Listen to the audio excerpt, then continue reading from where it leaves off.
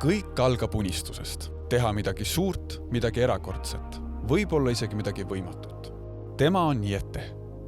Kui teised keskenduvad koolitunnis õppetööle, siis Jette visandab vihikusse oma tulevast autot. See pole lihtsalt kritseldus, see on unistus. Hannes on leiutaja. Klots klotsi haaval võtavad ta mõtted füüsilist kuju. Ja Kristin, ta julgeb tunnistada, kui ta midagi veel ei oska, ning ta ei karda käsi mustaks teha, et midagi uut õppida. Nende unistused ja õppetunnid ei lõppe lapsepõlvega. Need kasvavad aina suuremaks. Tänu Solaraidile on nende unistused muutumas reaalsuseks. Jettest ongi saanud autodisainer. Ta on visandanud Eesti päris oma päikesauto. Hannes on aga jõudnud Legodest märksa kaugemale. Nüüd paneb ta kokku mootoreid ning joodab päikeselemente, mis katavad Solaraidi järgmist päikeseautot. Ka Kristin on jõudnud tänu Solaraidile YouTube'i õpetuste järgimisest kaugemale.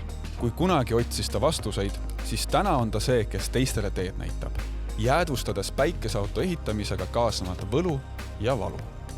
Ent kui lapsena piiras nende unistusi vaid kujutlusvõime, siis täna on suurimaks takistuseks midagi muud. Lisaks Jettele, Hannesele ja Kristinile on pea 50 noort üle Eesti juba 1,5 aastat tarmukalt tegutsenud, et näidata Austraalias päikeseautode maailmameistrivõistlustel oma kõrget taset. Tänaseks on auto valmimine jõudnud lõpusirgele, kuid meie unistuste täitumise ees on veel viimane takistus. Hetkel oleme Austraalias 12 000 kilomeetri kaugusel ja 1 kilomeetri hind koondisele on 3,5 eurot.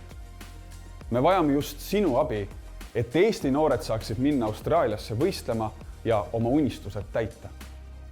Me ei lepi sellega, et meie unistused jäävad vaid unistusteks. Me oleme valmis võistlema ja valmis võitma. Teha mõistus